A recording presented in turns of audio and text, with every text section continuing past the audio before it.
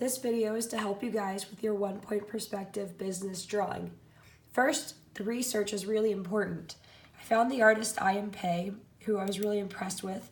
I saw his Louvre in France on a school field trip one time, and it was just, one of the most memorable things I've ever seen.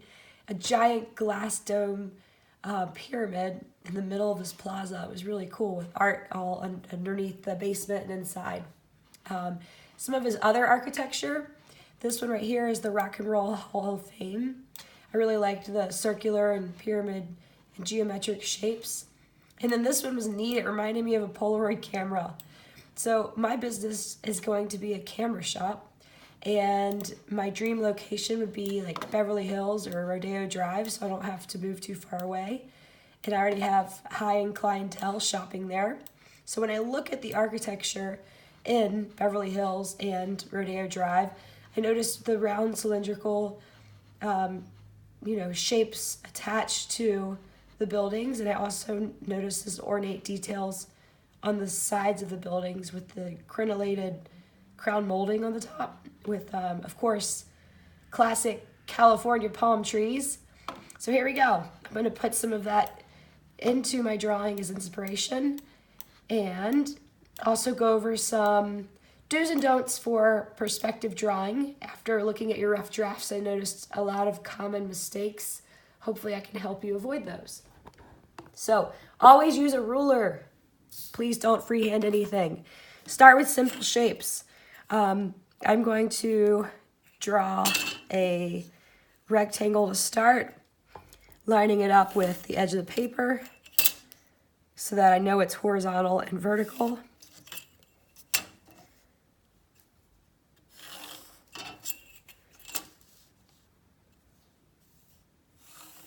Keep it simple at first, and then I'm going to choose where I want my horizon line and vanishing point to be. Let's take a look at the right side of the building just for an example. So we'll put my vanishing point off to the side, and the horizon line, of course, has to be on that vanishing point. Please draw that really lightly because you're going to be erasing most of it. So now I have a vanishing point. That's the only one I use to draw the top and side and bottom of everything. So now I'm going to add some of the fun details to make the front of the shop look like a Polaroid camera is coming out at me. So this will be the building front where you walk into the front door. So let's say the front door is in the middle.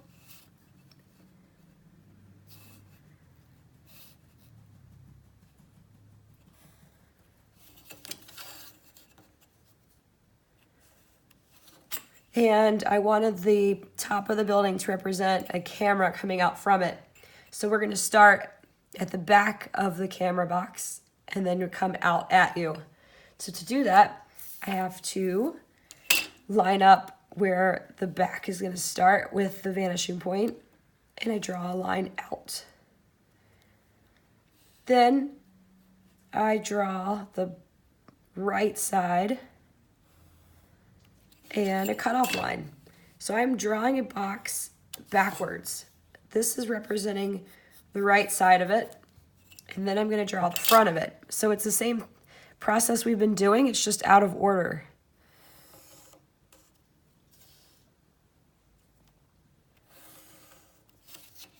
And then I draw another cutoff line. So it looks like since my camera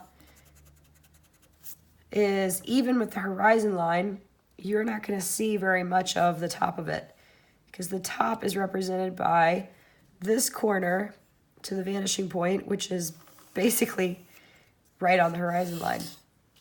So I'm going to erase the building where I don't see it anymore, and I can add some details to show where the Polaroid picture would come out, although it'd be kind of cool to draw maybe a Polaroid picture coming out of it right now.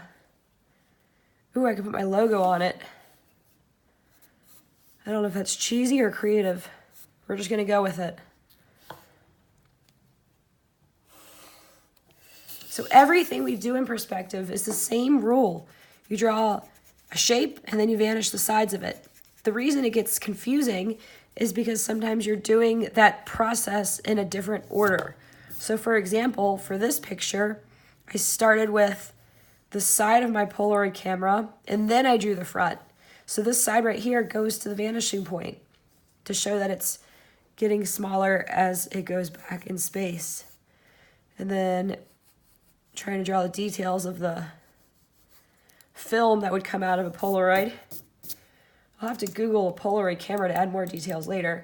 But to keep this demo moving, I'm going to move on to the side of my building. So let's see, that's kind of boring. We'll start with a rectangle and then we'll add some fun details. The side of the building vanishes to the same vanishing point. The top of the building, same thing. Then you draw a cutoff line to show how far back it goes. And you erase your leftover orthogonals. See how easy this is? Next step, I should add maybe some columns to represent the Rodeo Drive architecture and make it match. And also so this guy isn't gonna fall on us. So I know that I go down, but where do the columns end? So this is a good time that I would want to continue this orthogonal forward really lightly to indicate where the columns would end so that they're even with the side of the building. It'll make more sense in a minute. Let me finish it. So we're gonna make the column 1 here.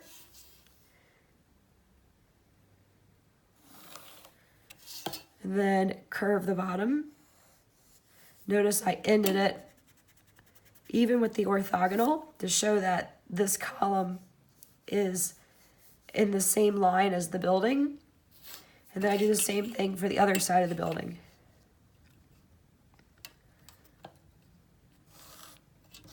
Orthogonal, and the corner of my overhang is right here.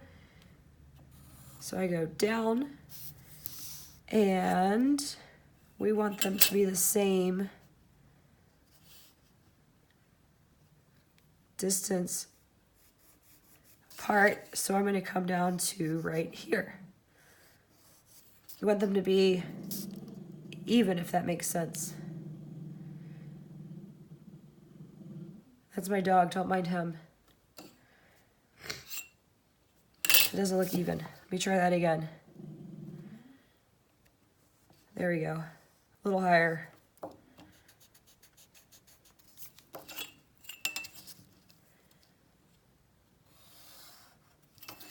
Sweet. Maybe I'll make those marble. That'll be fancy, like Rodeo Drive, right? Okay, so we've got that. I think my building's pretty boring. So let's add maybe a pyramid to the top so that the whole part of the ceiling is a giant skylight. So a pyramid is a little different. We're just gonna start off with the front of it. Let's see, the middle is about right here. You just draw a triangle. And since it's not a rectangle or a square, we don't need to go to the vanishing point.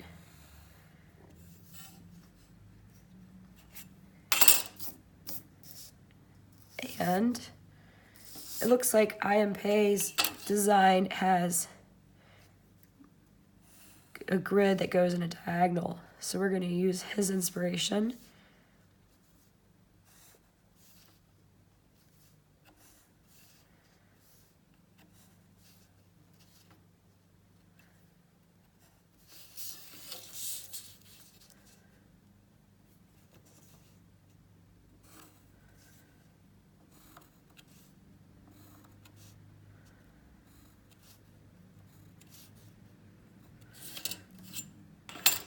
Sweet.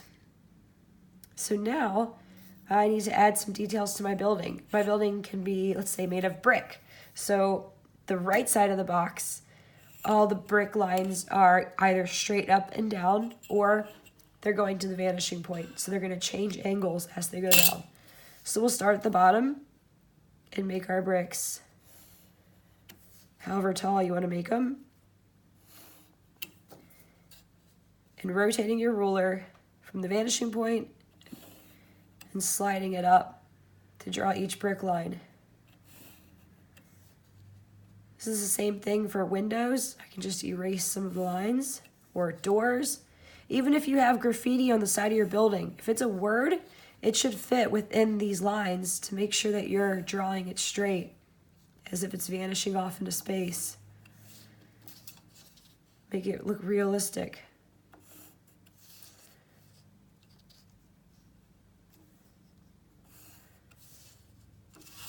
Cool. So for example, if I wanted a graffiti or sign up high on my building, I would want my letters to fit inside right here, that space.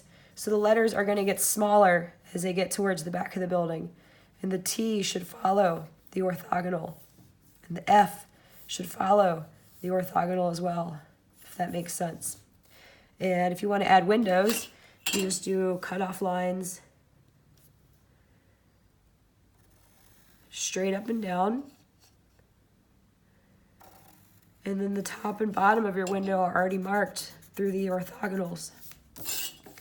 And using inspiration from Rodeo Drive, Beverly Hills, I noticed they have arches over the windows. Then if I wanted to draw the inside of the window, this part gets fun. This is representing the right side of a box. So if I wanted to draw the window so it has thickness, all I have to do is draw the back of the box. So I go horizontal, and then I go straight up for a cutoff line to show how thick it is. And I think to myself, okay, if this is a curve, I would slide my ruler down. As soon as I hit the curve, that's where my cutoff line would go. So it would go up and connect to the cutoff line, which I don't see. Because a cutoff line, just think, your eye is higher than the building according to this vanishing point. So you can't see the top of the inside. But you can see the bottom of the inside. So at this corner where the back wall is, I would draw a vanishing point to represent the bottom of my box. And voila, we have a 3D window. Whoops, bumped the camera, sorry. So if this was a brick, it would be horizontal, horizontal, horizontal. And if it helps you guys, you can add a little bit of shading to show this is the right side. And then the light would be hitting the bottom the most, so I'm gonna leave that bright. So there's one window. The second window would follow the same rules. Remember though, it's gonna look a little thinner because it's vanishing off in space. So I gotta draw it skinnier. And then an arch.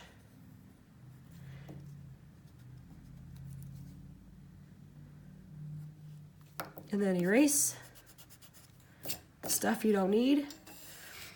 Then I draw how thick it is by going perfectly horizontal. Cutoff line. Until it disappears. This one is the orthogonal. These are horizontal cutoff lines to show the front of the boxes or the bricks.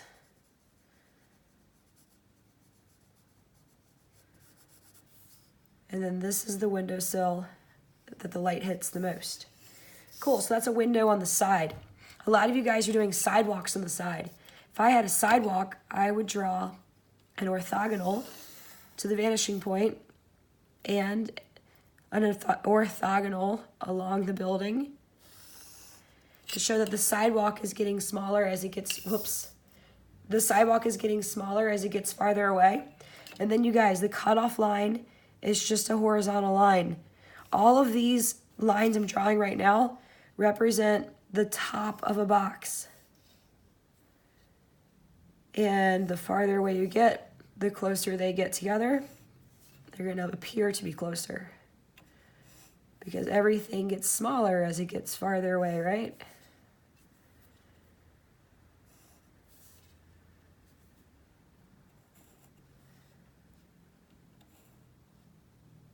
I'm trying to lead by a good example and use a ruler. A lot of online demos, freehand things, it drives me crazy.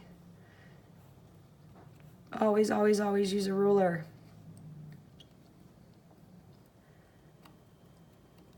Cool, so there's an infinitely long sidewalk all by itself, which looks kind of weird. Cool, another thing I saw, some people had parking spots in the front of their building. So let's say the sidewalk for the front ends, let's just draw it here.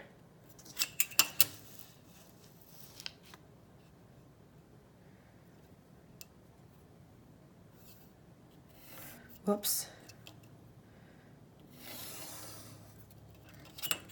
And I wanted to add parking spots along the front. So number one, get rid of these. I'm gonna make my sidewalk taller. So I just did a line straight up and down at 90 degrees, and then I vanish it. And then these are all straight up and down. Yes, I know, I'm freehanding. Call me a hypocrite. I'm trying to move fast for the demo. And then the front of the sidewalk has the same horizontal cutoff line. So just like when we practiced in the 6 exercises, you guys, we started off with a rectangle, and then you vanish the side of it, and then you draw a cutoff line. So this is representing a 3D box right here. Let me clean it up. If this is the top, this would be the front, the top, and then the right side. Just like you guys practiced over and over and over. So every time you're drawing lines like parking lot lines or sidewalk lines or bricks on the side of a building, remember, you're drawing one part of the box. It just depends on if it's the side, the front, or the top. So to do the parking lot spots, the ones on the side would be horizontal, and then the top of that line would vanish, and then you have a cutoff line. And this, my friend, is the top of a box. And then you do your next one. So these are really easy. You could just make dotted lines everywhere you want there to be a parking spot. And then draw your cutoff lines horizontal.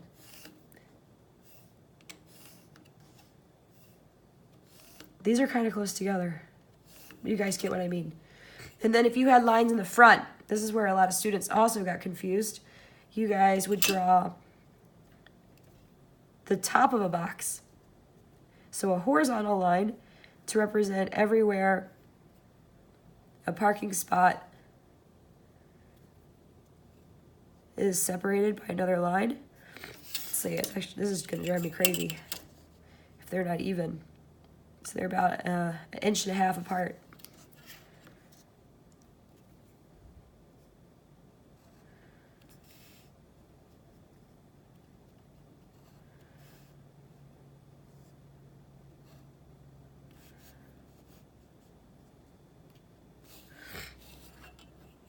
Oops, I totally messed that up.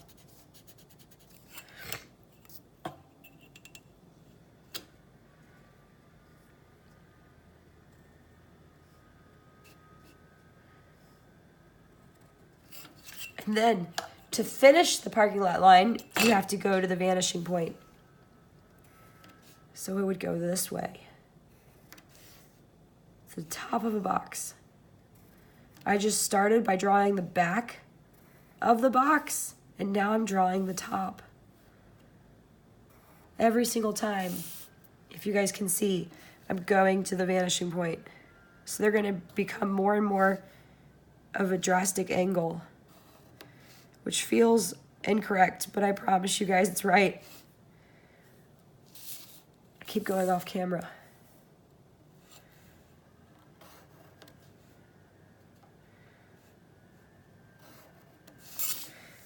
See it? It's starting to work, right?